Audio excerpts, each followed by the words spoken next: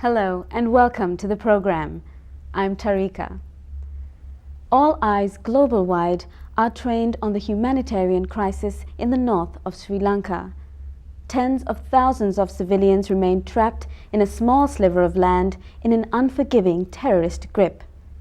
While members of the international community have been forefront in supplying aid in the forms of food, medical supplies and funding, they have also been increasingly vocal in their requests for a ceasefire in aid of the civilians.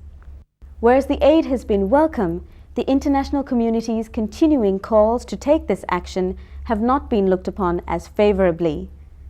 Foreign ministers of France and Britain, Dr. Bernard Kouchner and David Miliband, were in Sri Lanka recently to, in their own words, make in person a case for the humanitarian relief that the UN, the EU and the G8 have called for. Our first story this week follows their progress.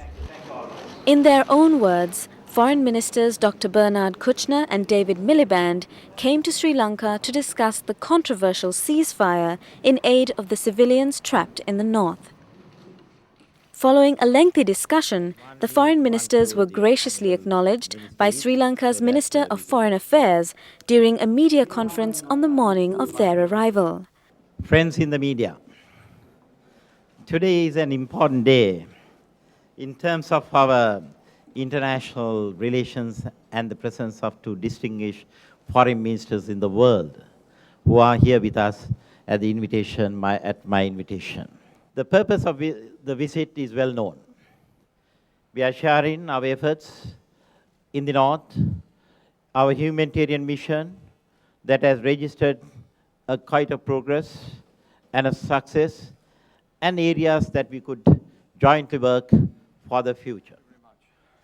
Both envoys remained firm in their commitment to bringing about some sort of halt in the fighting in order to protect the trapped civilians.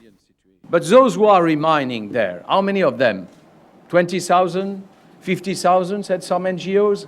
We don't know. And we are highly preoccupied by this situation, and we offer to our friends not only the field hospital, not only the money coming from UK, but we offer them to leave free the access.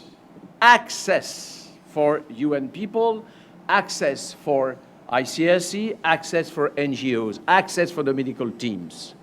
So we'll visit the zone, we'll be able to see the reality, part of the reality with my good friend David, and we'll report to you after the visit.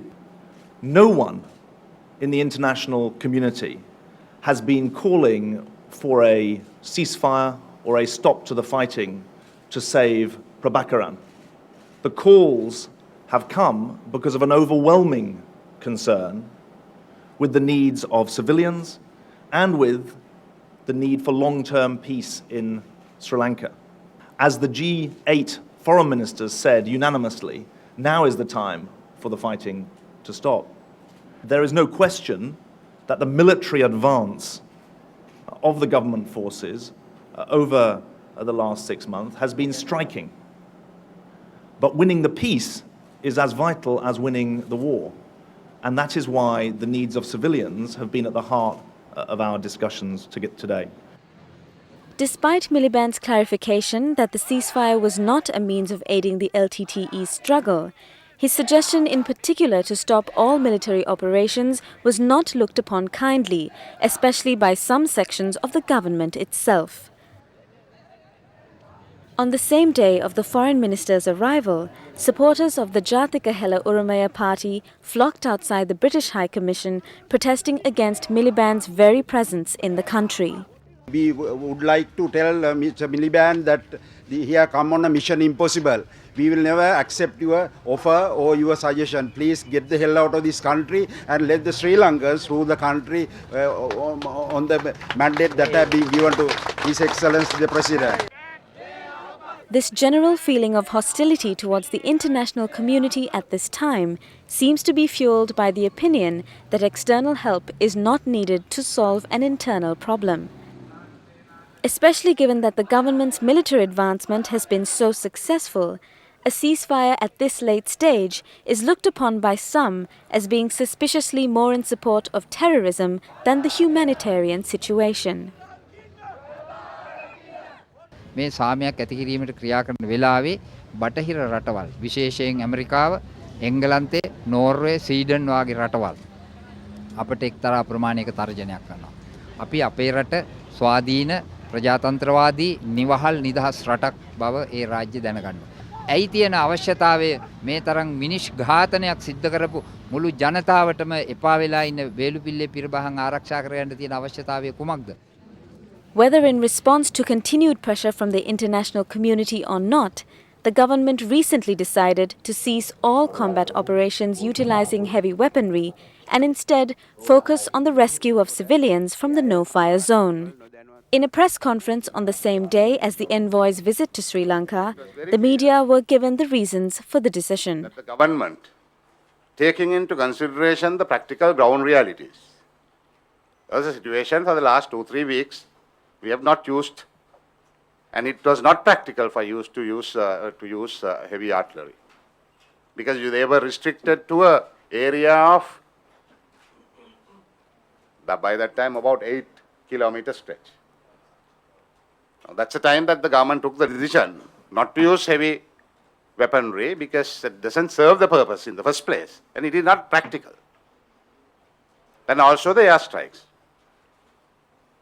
It came to, the announcement came on Monday. But it had been the practice because our primary target was to rescue the innocent civilians. And that was our primary target. And as you know, we achieved it. During their visit, the two foreign ministers met with the president and other officials and also visited the IDP camps in Vaunia to view the prevailing humanitarian situation for themselves as they had requested. Of course, they receive food, looks like, the World Food Programme, and in addition, they have a little garden and they're free. If you're asking them, and you certainly did, they want to come back home. They want to come back to their villages, and I hope that it will be done in some few months. So this is not perfect at all, being a displaced person. Their joint report about their experience acknowledges the government's decision to conclude heavy military operations, as well as their efforts to provide assistance and relief, but also strongly warns that the international community's suggestions should not be ignored because theirs are voices that will not be easily silenced.